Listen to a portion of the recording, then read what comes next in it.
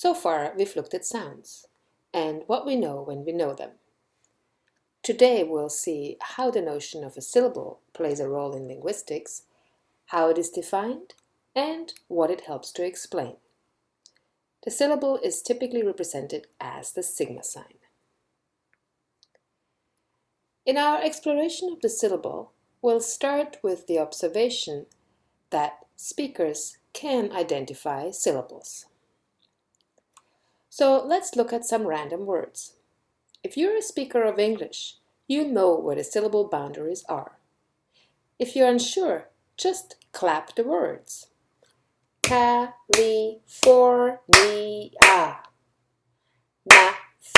Mathematics. Or whistle the words.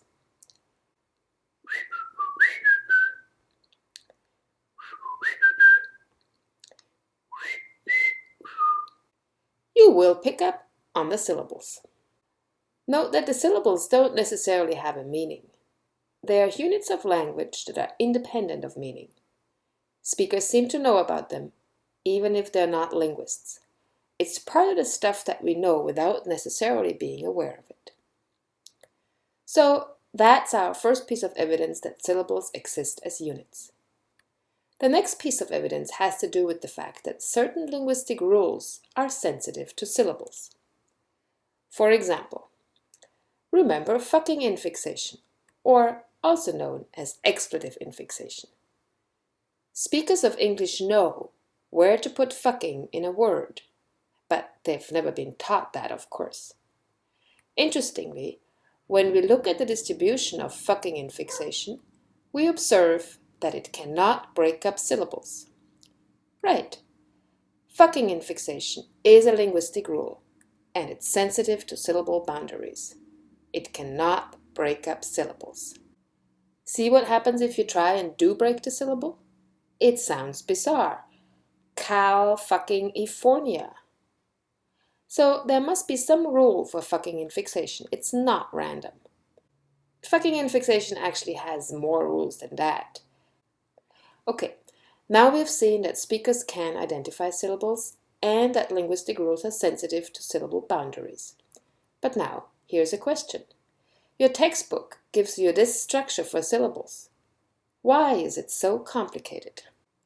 According to this structure, syllables consist of an onset, a nucleus, and a coda. But the nucleus and the coda form a unit as well. This unit is known as the rhyme. Why would the textbook tell you this? Consider an alternative. Yes, right, we are comparing two hypotheses. According to the second representation, the syllable consists of an onset, a nucleus, and a coda, but there is no rhyme. So why would we want to include a rhyme in our representation of the syllable? Is there an observation that is explained by the hypothesis that there is a rhyme? Well, it's probably called rhyme for a reason. So let's look at rhymes in poems. Here is one. The Sandman's coming in his train of cars, with moonbeam windows and with wheels of stars. So hush, you little ones, and have no fear. The man in the moon, he's the engineer. The railroad track, 'tis a moonbeam bright that leads right up into the starry night. So put on your jammas and say your prayers. This poem rhymes. Why is that? Well, there's cars and stars, no fear and engineer, and bright and night. We have an intuition about what rhymes, but what is it from a linguistic perspective? Since we have to start somewhere, let's hypothesize that the unit that rhymes is a syllable. Well, as you can see here, what rhymes is definitely not bigger than a syllable, so that supports our hypothesis. But it appears that it can be smaller than a syllable. Like cars has only one syllable, but the unit that rhymes is Rs. And here it is ear, and here it is eit. So here goes our hypothesis. Now let's go back to the two structures for syllables. the rhyming unit is Rs. But in the flat structure, Rs is never a unit, though in the more complicated structure, it is. Rs is the rhyme. So that's why we want to represent syllables like this. It allows us to refer to the nucleus and the coda as a unit, the rhyme. So now that we know that syllables exist and that they have internal structure, there's a last question that we want to explore. How do sounds combine to form syllables? Are there any restrictions? Let's start with a simple observation. In many words, you can substitute one phoneme for another, and the result is often another word with a different meaning. Right, that's why we call the phoneme the smallest contrastive unit in the sound system of a language. Phonemes can distinguish meaning. And if you have two words that differ in only one sound, we call this a minimal pair. Note that you actually have to look at the transcription of these words. You couldn't tell from looking at how they are written that these are minimal pairs. Also, a minimal pair crucially differs in one sound in one position. If you switch the sounds around, like in boot versus tube, the same sounds are used, but they are now in different positions. So those are not minimal pairs. Now the question is, can we just switch sounds around at random to form new words? Let's see. We've just switched around B and T, and the result was another word. Boot turned into tube. But as you can see by looking at these forms, we can't just scramble sounds around randomly. Not only do these words don't exist, it's hard to say oot. Now what's striking is that we can distinguish between those forms that are impossible words and those that would be possible but simply do not exist. So consider, for example, boom. That's a word. We know what it means. But if we switch around M and B, what happens? We have no problem saying this word, but it doesn't exist. It's like it's a possible word which simply happens to have no meaning. Or wait a minute. On closer inspection, moob turns out to be a word, though a relatively recent one. But whoever created that word was aware of the fact that moob is a possible word, and that it didn't have a meaning until very recently. We'll get to how to make new words some other time. For now, we'll contemplate some more on this distinction between possible but non-existing word and impossible word. Remember, words are defined as bundles of sound and meaning, and the relation between the two is arbitrary. Now, a possible word that doesn't exist is simply a word that has no meaning. So really it's not a word because it lacks one of the key ingredients. But it could be a word if we were to assign a meaning to it, like moob. But there are also forms that are simply impossible. They don't have a meaning and they don't have a sound. That is, the way the sounds are combined is simply not possible. Like, for example, ootp. But how do you know that? If a word doesn't exist, how do you know whether it could or couldn't exist? Right. It's part of what you know when you know a language without being aware of it. When you know a language, you know what patterns of sound combinations are possible. That is part of our tacit phonological knowledge. And this particular knowledge about how sounds may combine is called phonotactics. So let's look at this in more detail.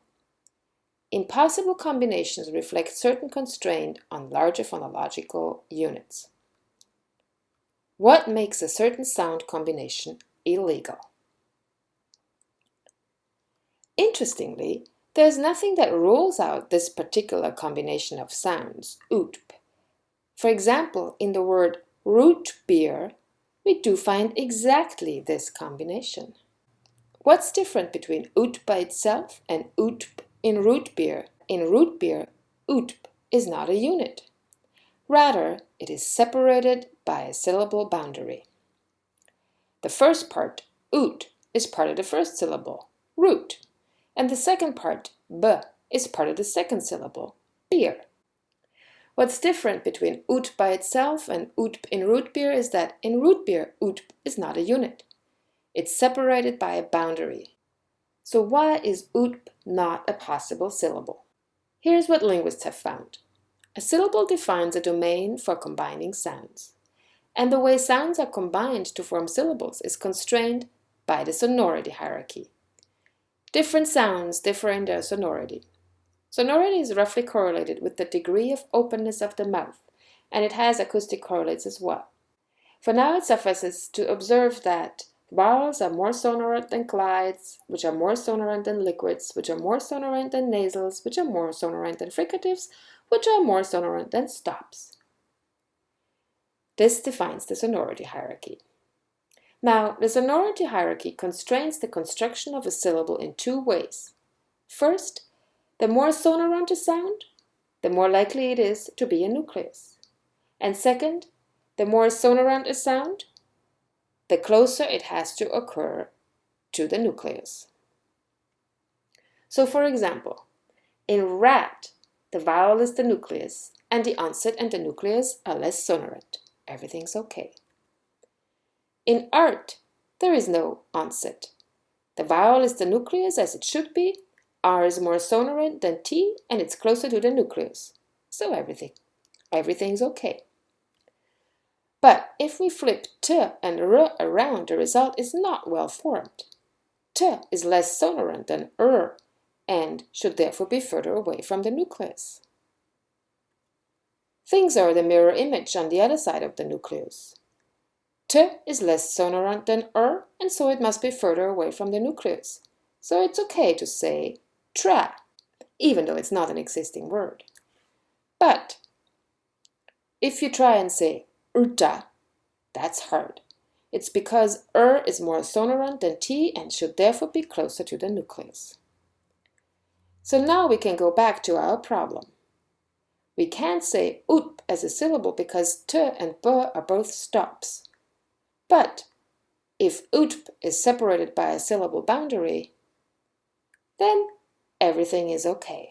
There is no problem with the combination utp as long as utp is not part of the same unit, the syllable. So the words that are impossible are ruled out by the sonority hierarchy. Okay, so here's what we've covered. Speakers can identify syllables.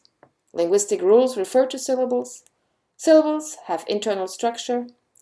And the formation of syllables is constrained by the sonority hierarchy.